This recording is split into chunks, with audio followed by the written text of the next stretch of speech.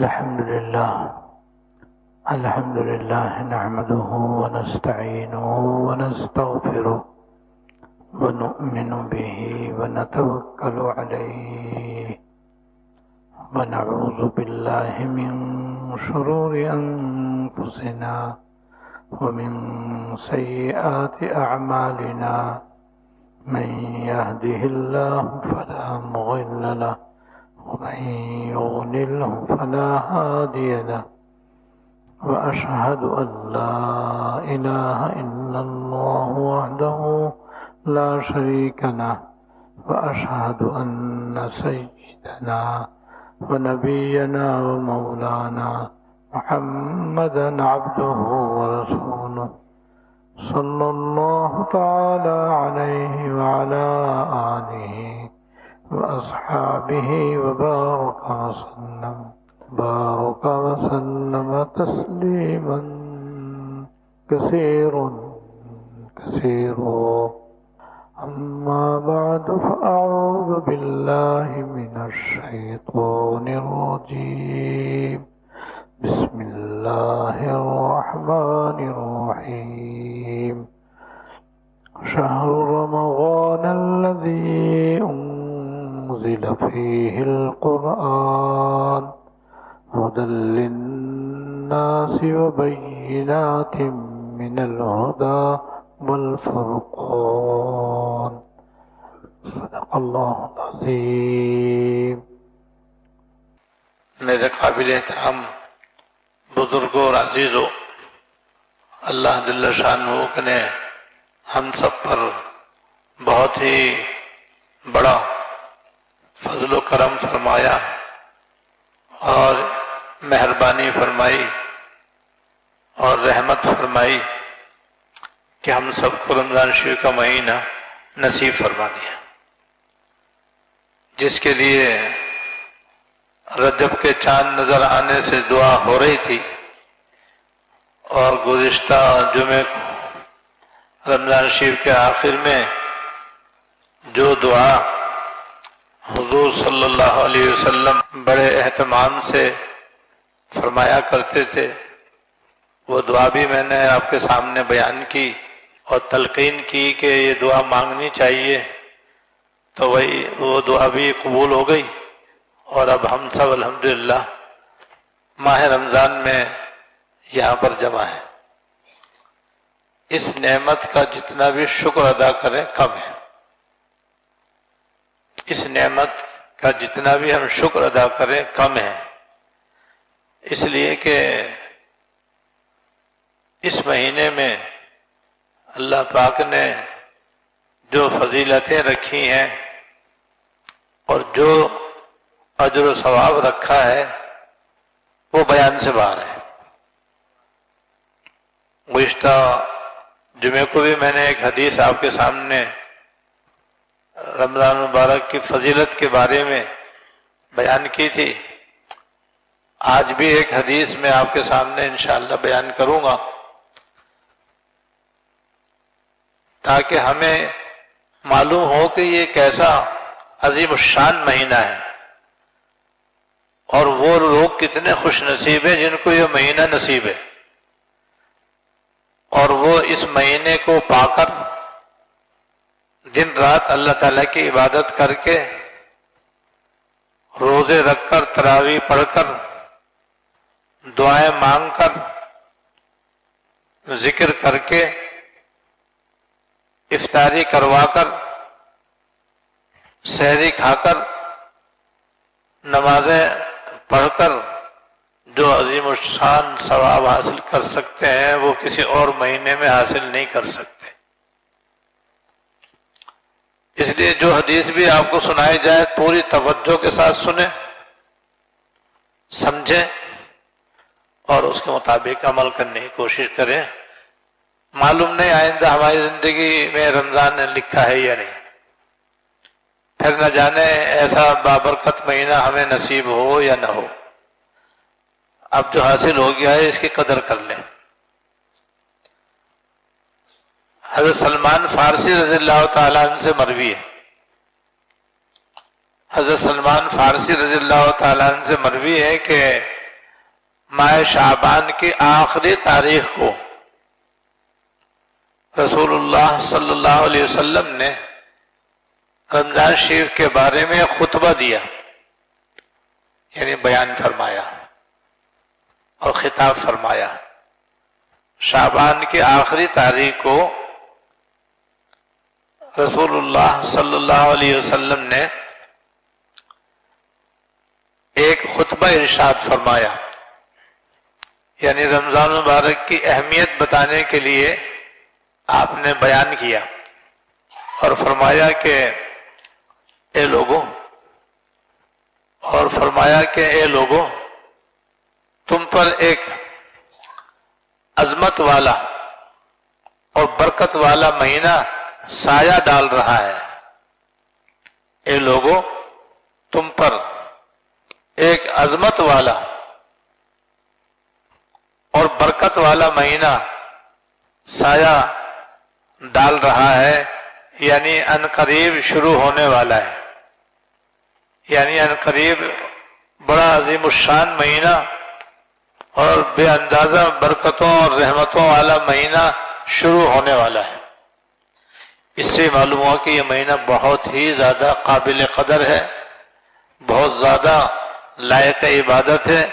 بہت زیادہ اس سے فائدہ اٹھانا چاہیے۔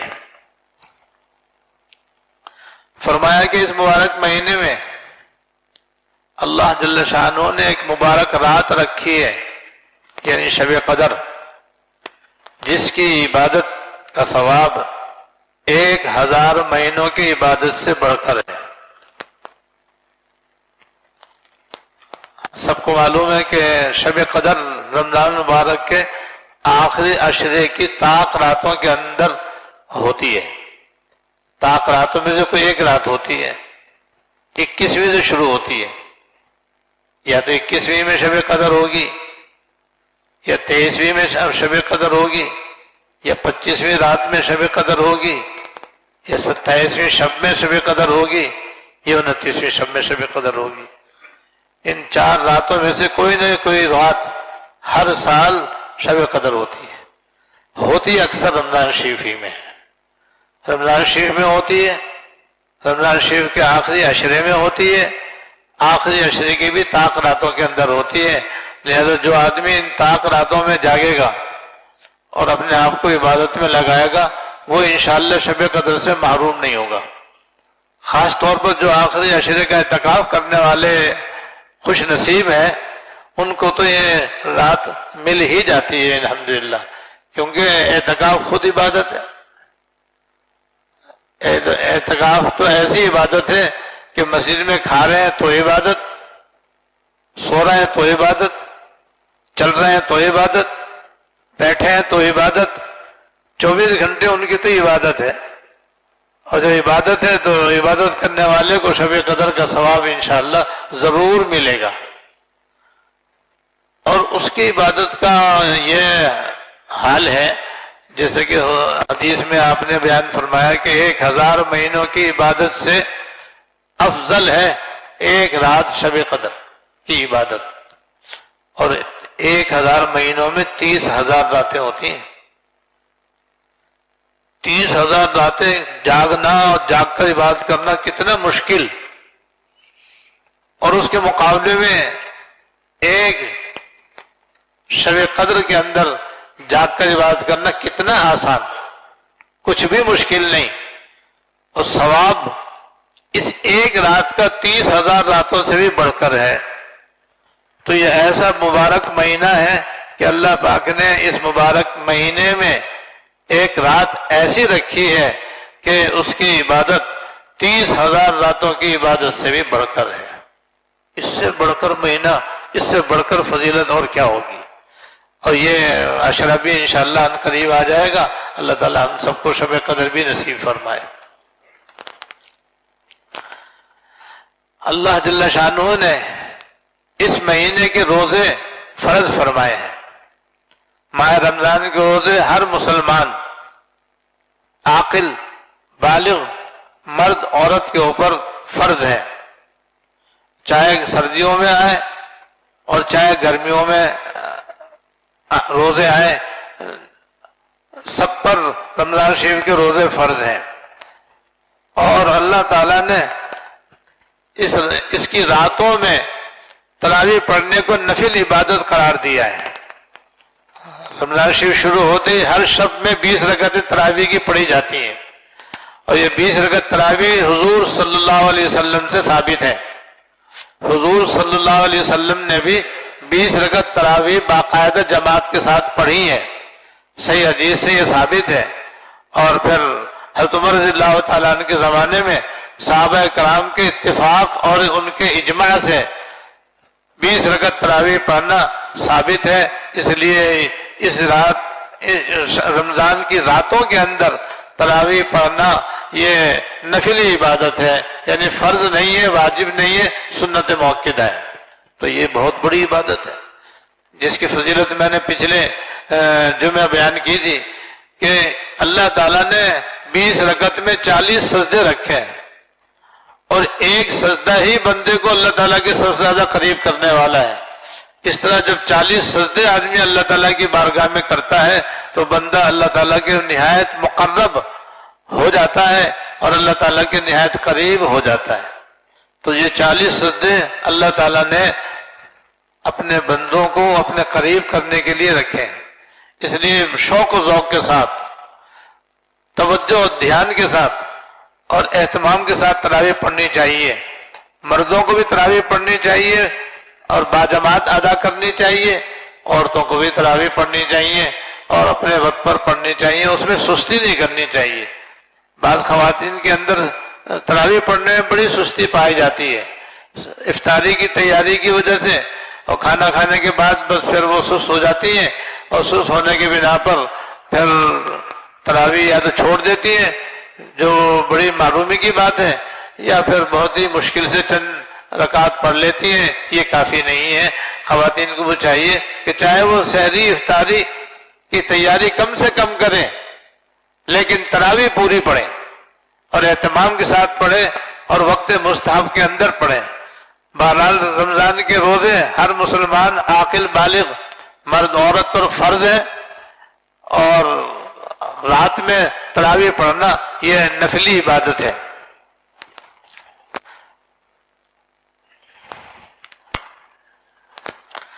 اس کے بعد آپ نے فرمایا کہ رمضان شریف کی ایک فضیلت یہ ہے کہ جو آدمی رمضان شریف کے اندر کوئی نفل عبادت کرے، نفل کے اندر سنت مؤکدہ بھی آ گئی، سنت غیر مؤکدہ بھی آ گئی، سنت مؤکدہ ہو یا سنت غیر مؤکدہ ہو یا نفل ہو، جیسے اشراق، چاشت، اوابین، تلاوت، تسبیح، ذکر، درود، دعا، نفلی اعتکاف وغیرہ، تو اس کا ثواب رمضان کے علاوہ فرضوں کے برابر ہے، نفل کا ثواب فرض کے برابر ہے۔ اور یہ یاد رکھنا چاہیے کہ اللہ تعالیٰ کے یہاں تمام عبادتوں کا ثواب ہے، فرض کا بھی ثواب ہے، واجب کا بھی ثواب ہے، سنت مؤکدہ کا بھی ثواب ہے، سنت غیر مؤکدہ کا بھی ثواب ہے، مستحب کا بھی ثواب ہے، نفلی عبادت کا بھی ثواب ہے، سب کا ثواب ہے۔ سب سے زیادہ ثواب فرض کا ہوتا ہے، فرض کے برابر کسی عبادت کا ثواب نہیں ہے۔ جیسے نماز فرض ہے، روزے فرض ہیں، زکوٰۃ فرض ہے، حج فرض ہے، اس کا بہت زیادہ ثواب ہے، بہت زیادہ اس کا اجر ہے۔ اس کے بعد پھر واجب کا درجہ ہے، جیسے وتر واجب ہے، فطرہ واجب ہے، عیدین کی نماز واجب ہے، قربانی کرنا واجب ہے، پھر اس کا ثواب ہے، لیکن فرض سے کم ہے۔ واجب کے بعد سنت مؤکدہ کا ثواب ہے، جیسے روزانہ ہم 12 رکعتیں سنت مؤکدہ پڑھتے ہیں، روزانہ سنت مؤکدہ ہم ادا کرتے ہیں، اذان بھی سنت مؤکدہ ہے، اقامت بھی سنت مؤکدہ ہے، اس کا بھی بہت بڑا ثواب ہے، اس کا بھی عظیم الشان ثواب ہے۔ اس کے بعد سنت غیر مؤکدہ کا ثواب ہے، جیسے عصر سے پہلے کی 4 رکعتیں سنت غیر مؤکدہ ہے، عشاء سے پہلے کی 4 سنتیں سنت غیر مؤکدہ ہے، باقی پھر نوافل ہے، سب کا ثواب ہے، لیکن سب سے زیادہ ثواب فرض کا ہے۔ تو رمضان شریف کی یہ فضیلت ہے کہ جتنے بھی نفلی عبادتیں ہیں رمضان کے علاوہ تو ان کا ثواب نفل کے برابر ہے، لیکن رمضان شریف میں ان کا ثواب فرض کے برابر ہے۔ اس لیے کوئی نفل ہمیں چھوڑنی نہیں چاہیے۔ تحیۃ الوضو بھی پڑھیں، تحیۃ المسجد بھی پڑھیں، صلاۃ التوبہ بھی پڑھیں، صلاۃ الحاجت بھی پڑھیں، صلاۃ الشکر بھی پڑھیں، اشراق بھی پڑھیں، چار بھی پڑھیں، اوابین بھی پڑھیں، صلاۃ اللیل بھی پڑھیں، صلاۃ التسبیح بھی پڑھیں اور تہجد بھی پڑھیں۔ جتنی بھی نفلی عبادتیں ہیں اور ان کے علاوہ سبحان اللہ، الحمدللہ، اللہ اکبر، لا الہ الا اللہ، استغفار، درود شریف، صدقہ، خیرات، یہ سب نفل ہیں، سب کا ثواب فرض کے برابر ہے۔ اور فرضوں کا ثواب رمضان شریف کے اندر 70 فرضوں کے برابر ہے۔ رمضان شریف میں ایک فرض ادا کریں گے تو ایسا جیسے رمضان کے علاوہ ہم نے 70 فرض ادا کیے۔ تو 5 نمازیں ہم پڑھتے ہیں تو ہر فرض نماز کا ثواب 70 گنا لکھا جاتا ہے۔ تو نفلوں کا ثواب فرضوں کے برابر اور فرضوں کا ثواب 70 فرض کے برابر اللہ تعالیٰ بڑھا دیتے ہیں۔ یہ رمضان شریف کی خصوصیت ہے، اس لیے یہ آخرت کمانے کا نادر موقع ہے۔ ہم سب کو چاہیے کہ اپنے آپ کو زیادہ سے زیادہ عبادت میں مشغول رکھیں، زیادہ سے زیادہ اپنے آپ کو نفلی عبادتوں کے اندر بھی مصروف رکھیں، تاکہ یہ ثواب عظیم جو رمضان سے پہلے حاصل نہیں ہو سکتا، رمضان کے بعد حاصل نہیں ہو سکتا، رمضان میں بآسانی حاصل ہو سکتا ہے۔ اللہ تعالیٰ توفیق عطا فرمائے۔ اور آپ نے اس خطبے کے اندر ارشاد فرمایا کہ یہ مہینہ صبر کا ہے، صبر، یہ مہینہ صبر کا ہے، اس لیے کہ روزہ رکھنے کی وجہ سے اور تراویح اور سحری کھانے کی وجہ سے روزمرہ کی زندگی کا معمول بدل جاتا ہے،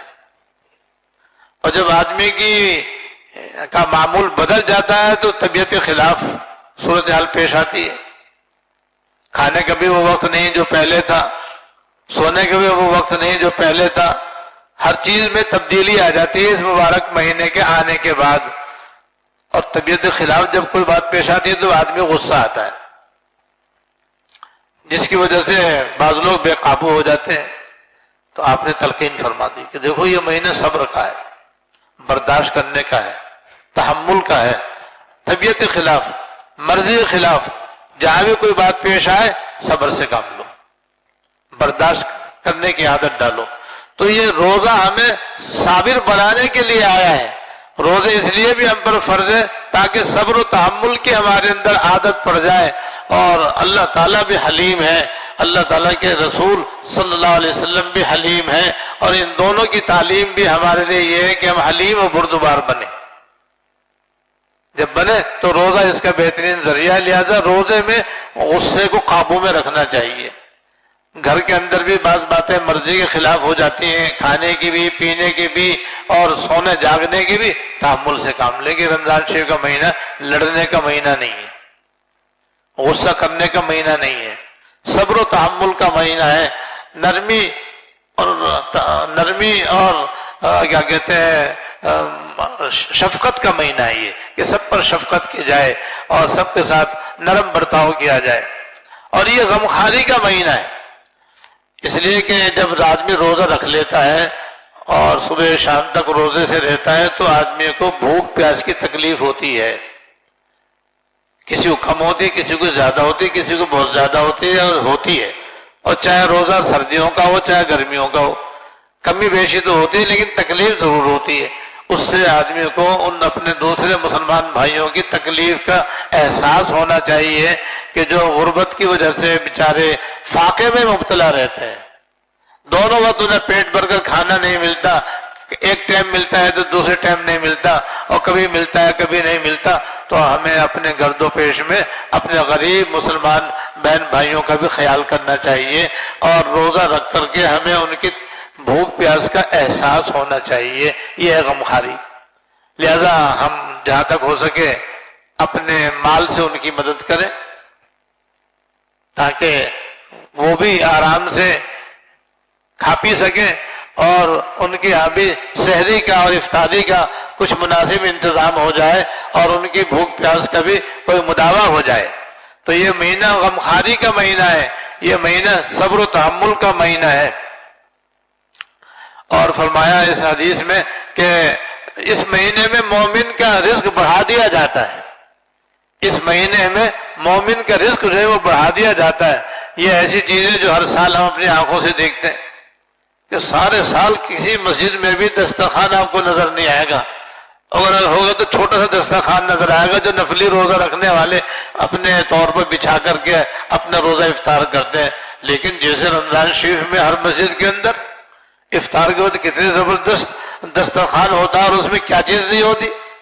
کھانے پینے کی اور افطاری کی تمام اشیاء وہاں پر موجود ہوتی ہیں جو سارے سال گھر میں بھی نہیں ہوتی، وہ مساجد کے اندر الحمدللہ دسترخوانوں کے اوپر ہوتی ہیں۔ اور مکہ مکرمہ اور مدینہ منورہ میں تو دسترخوانوں کے تھان بچھائے جاتے ہیں، اور پوری مسجد جو ہے وہ تھانوں سے بھری ہوتی ہے، اور وہاں پر جس شان کا روزہ افطار ہوتا ہے دنیا میں شاید کہیں اور نہ ہوتا ہو۔ تو یہ ایک دم اتنے ساری روزی کہاں سے آ جاتی ہے؟ یہ رمضان شریف کی برکت ہے۔ اللہ تعالیٰ آنکھوں سے دکھا دیتے ہیں کہ رمضان شریف میں کتنا اللہ تعالیٰ مومن کی روزی بڑھا دیتے ہیں، جس کی وجہ سے سحری میں بھی افطاری میں بھی اتنا کچھ اللہ تعالیٰ عطا فرماتے ہیں کھانے پینے کے لیے، جو رمضان کے علاوہ نظر نہیں آتا اور جمع نہیں ہوتا عام طور پر۔ تو اللہ تعالیٰ کا شکر ادا کرنا چاہیے۔ اللہ تعالیٰ ہمیں اپنی آنکھوں سے دکھا دیتے ہیں کہ دیکھو رمضان شریف کے مہینے کی برکتیں دیکھو، اللہ تعالیٰ کس طرح اس مہینے کے اندر مومن کی روزی میں اضافہ فرما دیتے ہیں۔ اب روزہ کی فضیلت اس حدیث میں بیان کی گئی ہے۔ روزہ کھلوانے کی، ایک تو روزہ کھلوانا ہے اور ایک ہے پیٹ بھر کے کھانا کھلانا، دونوں کی فضیلت الگ الگ بیان کی گئی ہے اس حدیث کے اندر۔ روزہ کھلوانے کی فضیلت تو یہ ہے کہ جو آدمی کسی مسلمان کا روزہ کھلوائے گا اور اس کا روزہ افطار کرا دے گا تو 3 فضیلتیں اس کو حاصل ہوں گی۔ نمبر 1، روزہ کھلوانے والے کی اللہ تعالیٰ مغفرت فرما دیں گے۔ نمبر 2، دوزخ سے آزاد فرما دیں گے۔ نمبر 2، روزہ کھلوانے والے کو دوزخ سے آزاد فرما دیں گے۔ نمبر 3، جتنا ثواب اللہ تعالیٰ نے روزہ رکھنے والے کو عطا فرمایا اتنا ہی ثواب روزہ کھلوانے والے کو بھی عطا فرما دیں گے۔ روزہ رکھنے والے کے ثواب میں کوئی کمی نہیں آئے گی، ایک رتی اس کے ثواب میں کمی نہیں آئے گی، لیکن جب کوئی اسے روزہ کھلوائے گا تو روزہ کھلوانے سے اللہ تعالیٰ جتنا ثواب روزے دار کو ملے گا اتنے ہی ثواب روزہ کھلوانے والے کو اللہ تعالیٰ عطا فرما دیں گے۔ اب اندازہ کرو، اگر کسی نے فرض کرو 100 آدمیوں کا روزہ کھلوا دیا، 100 روزوں کا ثواب اسے کھاتے میں اللہ تعالیٰ لکھ دیں گے، اور 100 آدمیوں کا اپنا ثواب برابر اپنی جگہ باقی اور محفوظ رہے گا۔ کتنی بڑی فضیلت ہے۔ دوزخ سے آزاد، مغفرت و بخشش کا پروانہ اللہ تعالیٰ اس کو عطا فرما دیں گے۔ تو روزہ کھلوانے کا بڑا ثواب ہے بھائی۔ صرف تو صحابہ کرام نے جب یہ فضیلت سنی تو کہا حضور ہم لوگ تو فی الحال غریب ہیں، ہمارے پاس تو ایسا انتظام نہیں ہے کہ ہم کسی کا اچھی طریقے سے روزہ کھلوا سکیں۔ آپ نے فرمایا اللہ تعالیٰ یہ ثواب ایک کھجور پر بھی عطا فرما دیں گے، اور دودھ کی لسی کی ایک گھونٹ پر بھی عطا فرما دیں گے، اور اگر یہ بھی نہ ہو تو پانی کا ایک گھونٹ پلانے پر بھی اللہ تعالیٰ یہ تینوں فضیلتیں عطا فرما دیں گے۔ تو بھائی اب روزہ کھلوانے کے لیے قورمہ بریانی کھلانا ضروری نہیں ہے، اور مہنگی سے مہنگی افطاری ضروری نہیں ہے۔ ایک کھجور سے بھی اگر کوئی کسی کا روزہ کھلوا دے گا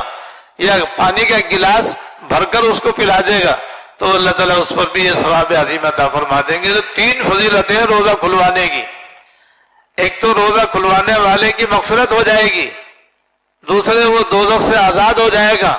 اور تیسرے اس روزے دار نے جو روزہ رکھا ہے اور اس روزے کا جو ثواب عظیم ہے اللہ تعالیٰ روزہ کھلوانے والے کو الگ سے عطا فرما دیں گے۔ روزہ رکھنے والے کے ثواب میں کوئی کمی نہیں آئے گی۔ یہ تو صرف کھلوانے کا ثواب ہے، چاہے پانی کے ایک گھونٹ سے، چاہے دودھ کی یا دہی کی لسی کی ایک گھونٹ سے، یہ شربت کی ایک گھونٹ سے، اور چاہے ایک کھجور سے۔ آپ ایک کھجور بھی نہ صحیح، آدھی کھجور بھی اگر کسی کو روزہ کھلوانے کے لیے دے دے گا اور وہ کھا لے گا تو اس کو یہ تینوں فضیلتیں حاصل ہو جائیں گی۔ اور اگر کوئی روزے دار کو پیٹ بھر کے کھانا کھلا دے تو اس کی فضیلت حدیث میں یہ بیان کی گئی ہے کہ اللہ تعالیٰ اس کو قیامت کے دن میدان قیامت میں حضور کے حوض کوثر سے ایسا جام کوثر عطا فرمائیں گے کہ جنت میں جانے تک پیاس نہیں لگے گی، جس میں دو فضیلتیں ہو گئی، ایک تو حوض کوثر سے پانی اس کو نصیب ہوگا، دوسرے کہ جنت میں جائے گا، جنت میں بھی جائے گا، اور یہ جنت میں جانے سے پہلے اللہ تعالیٰ قیامت کی جو ہولناک اور خوفناک گرمی ہوگی اس کے اندر اس کو حوض کوثر کا ایک جام ایسا ملے گا کہ جس کے پینے کے بعد اس کی پیاس ختم ہو جائے گی، ٹھنڈک اس کی طبیعت میں پیدا ہو جائے گی، اور وہ اس کے پینے کے بعد انشاءاللہ جنت میں بھی جائے گا۔ یہ پیٹ بھر کے کھانا کھلانے کے، اور آج کل ہماری جو افطاری ہوتی ہے وہ تو پیٹ بھر کے کھانا ہی ہوتا ہے،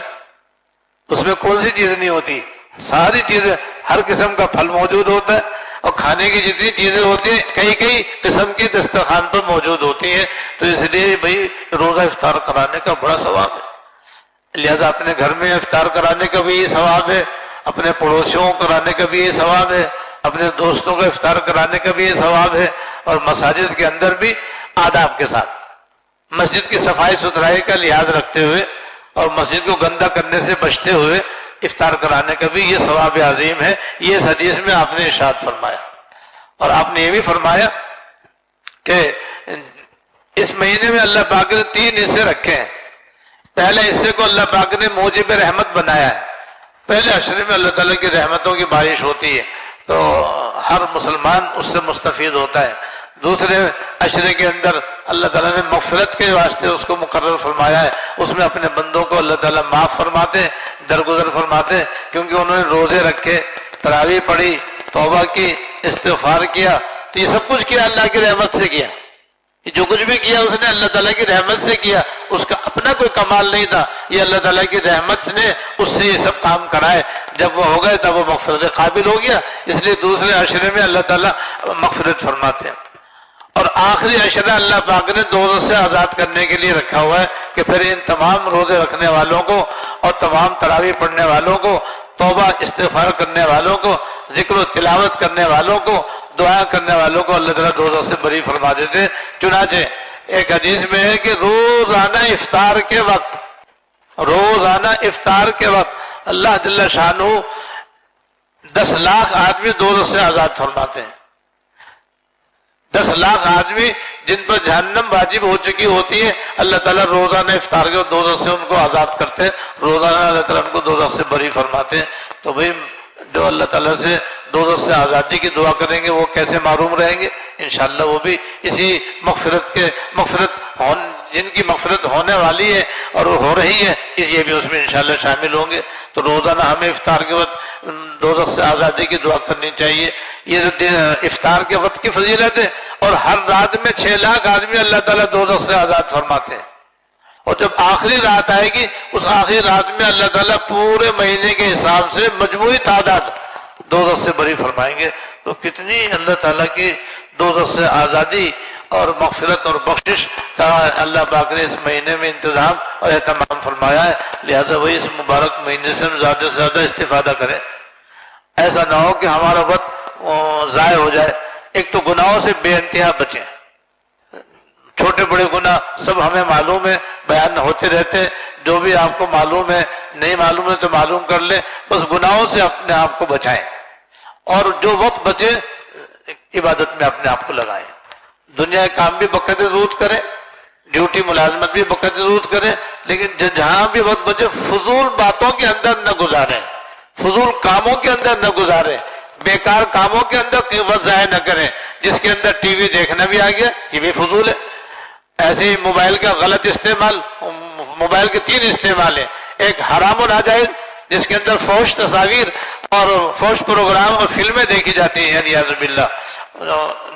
دوسرا یہ کہ لایانی اور بیکار جیسے گیم وغیرہ ہوتے ہیں اس میں کوئی آدمی کا فائدہ نہیں سوائے وقت کے ضائع کرنے کے، یہ بھی گناہ ہے اس کا استعمال۔ تیسرا یہ ہے کہ بوقت بقدر ضرورت کسی سے رابطہ کرے تو رابطہ کرنے کے لیے یہ بنایا گیا ہے، اس میں استعمال کر سکتے ہیں جہاں ضرورت ہو، اور جب ضرورت ہو اس کو استعمال کریں۔ تو فضول کاموں سے بچیں، فضول مجلسوں سے بچیں، فضول باتوں سے بچیں، فضول ملاقاتوں سے بچیں اور گناہوں سے بچیں، اور رمضان شریف کے روزے تراویح دل و جان سے ادا کریں۔ اللہ تعالی ہمیں رمضان شریف کے فضائل و برکات سے مالا مال فرمائے۔ وآخر دعوانا الحمدللہ رب العالمین۔